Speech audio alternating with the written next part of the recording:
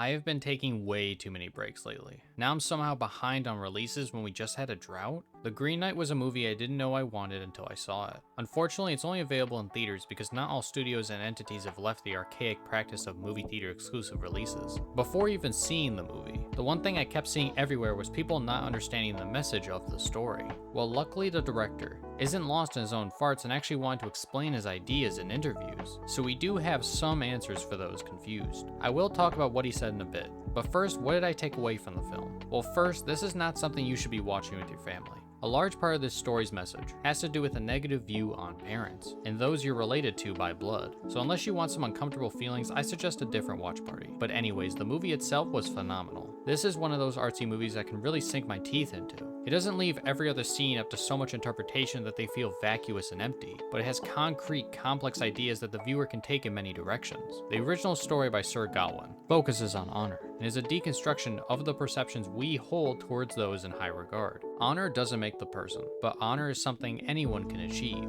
and many times it's something the worst of people yearn for, to gain approval and acceptance. The story follows Gawain. Here he represents the rot, or the false persona of the Knights of the Round Table falling apart. He dreads the coming year after finishing off the Green Knight, and being bound by his honor to submit to the same at the Green Chapel. It's all about him having to actually stick to his word, and honor, by allowing himself to be at the mercy of the Green Knight's blade. This adaptation takes a story that was ahead of its time, and adds so many more layers to the storytelling. Gawain is an adult that hasn't done much for himself. As King Arthur's nephew, he spends his days at a brothel with a girl he likes, and the rest of his time drinking. His mother is Morgan Le Fay, who in classic Arthurian stories acts as an opposition to the Knights of the Round Table, or more specifically, their cold and calculated Christian ideologies. His mother is the one who calls upon the Green Knight to enter the room with all the knights on Christmas Day, with his declaration. Someone strikes him down, gaining all the glory that entails, but will meet him 1 year later to receive a blow in return. Immediately, this film establishes the hubris of the kingdom's knights. None of them step up to the challenge, with Gawain only accepting after King Arthur was about to take their place. Gawain strikes him down,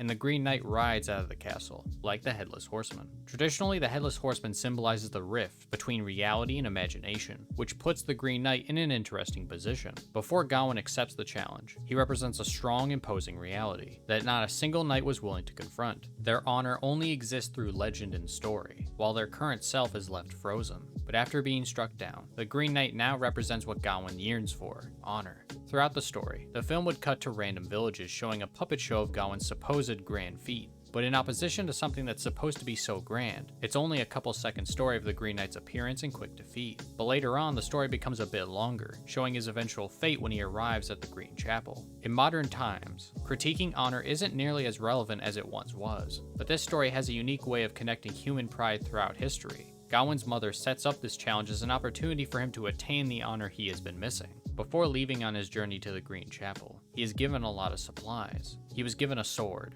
a horse, armor fit for a knight, and from his mother a magical sash. In the original story, just before he is struck down at the chapel by the Green Knight, he is saved by the sash, essentially cheating at the Green Knight's game. And after being given a small cut in his face for the deceit, he could then return home, after attaining his very own source of honor. But what does it say of his honor and pride, or even honor as a whole, for him to attain it in such a way? Throughout his journey to the chapel, not only is his character tested, but he represents all the knight's flaws. When he is close to his destination, he stops at a lord's house to rest, where he commits adultery with his wife while he's gone. There was a part of him that wanted to do it simply because he lusted for her, but only when he was offered the magical sash he had lost did he give in to temptation.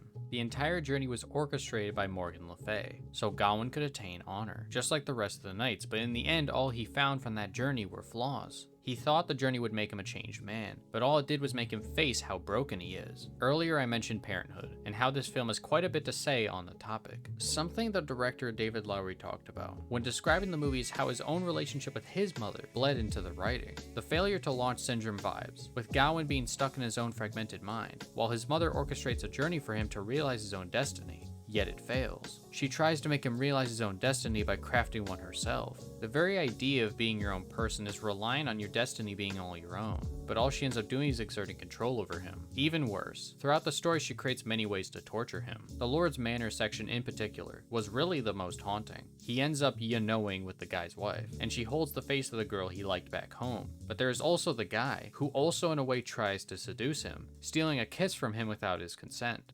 Putting into context, that everything that transpires was born from his mother's pagan witchcraft ritual shows how grim everything really is. Even though King Arthur and his knights are not the moral exemplars of the story, Morgan Le Fay is no better. They both represent toxic aspects not only of their society, but our own. King Arthur represents the cold state of people who only strive for the top, and the type of world they create in their wake. Most of society suffers in the cold winter, while they stay atop a tower and drink for Christmas. The honor that carries their name is hollow when tested, and they care more about their bloodline than those who deserve success. He represents civilization, and everything cold that comes with it. Morgan Le Fay, on the other hand, embodies nature, paganism, mystique, and the dark realities of life that are unavoidable. She tortures her own son, and shows him a world that will not show him kindness. She represents toxic parenthood with a twisted idea of support. She creates a woman designed to tempt him, just to try and make him give in to her advances. She creates an elaborate journey in hopes of Gawain getting the throne.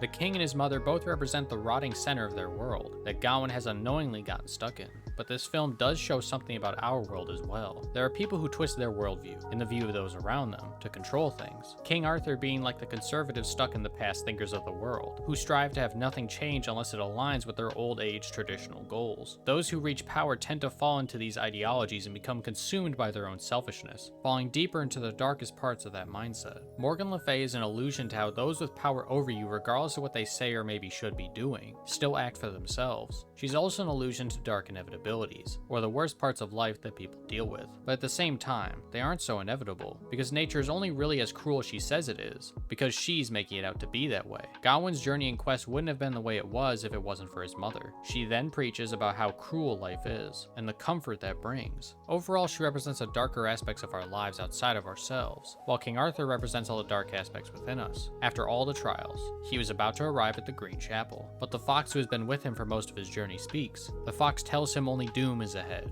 and that he should turn back. The fox represents Gawain in many ways. Just like the fox was caught by the Lord, Gawain was caught by the lady, and gave into temptation. He betrayed the qualities of a knight that he so desperately wanted, and hoped the journey would turn him into one. The fox may or may not have been controlled by his mother, because it's unclear what she hoped Gawain would do with his journey. The only information we get is her telling him not to waste it. But the bleak picture being painted isn't all bad, or at the very least, the ending stands in opposition to those themes. After traveling the river, he makes it to the Green Chapel one day early. As Gawain sets down the Green Knight's axe on the steps, he kneels and waits for him to wake. While he waits, the Green Knight's face shifts between the various people he knows and has met on his journey. Everything he has done and worked for has led to this moment. The Green Knight wakes and nonchalantly asks if it's already Christmas. He commends him for coming, further cementing that Gawain is here by his own choosing. He could have just turned back, and even lied about his journey instead, which is shown to us through his mind. He becomes king, a tyrant. He leads the kingdom to ruin, and eventually loses his life anyway. He keeps flinching every time he's about to be hit, which the Green Knight calls him out for. Why do you flinch? He asks. Have you not prepared for this moment over an entire year?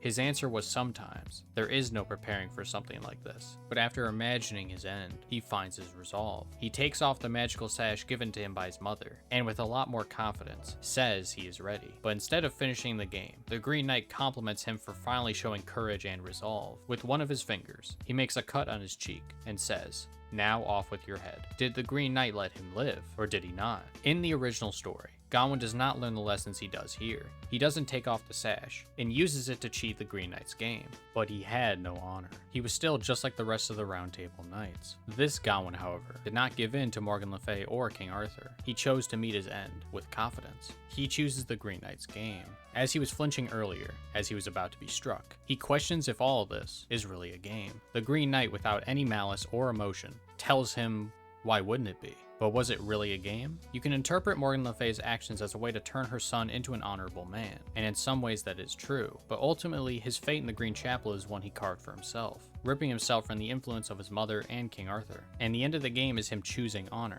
choosing his best self, over causing pain and misery with a dishonorable life. Though it is true we never see the Green Knight go through with ending Gawain, but regardless of whether he lives to be a better person or not, is up to interpretation. This is a story of honor, morality, the dark temptations of the outside world, and our inner selves, and it's a reverse hero's journey with a character trying desperately to cling to the knight's path. The Green Knight represents another path, but he is this formless creature of nature that seems to be neutral. moral, but he does represent morality and honor, which is the path the main character takes. This is one interpretation of many valid ones. The story can be seen simpler as a hero's journey created by his mom to make him a better ruler for Camelot. Another version is that Morgan Le Fay wanted to make sure her son didn't become like the knights, and tries to show him the error of their ways. What did you all think of the movie? What messaging did it portray to you? Let me know in the comments below. And if you haven't already subscribed, it costs nothing, and you can unsubscribe later on if you want. I hope to see you next time.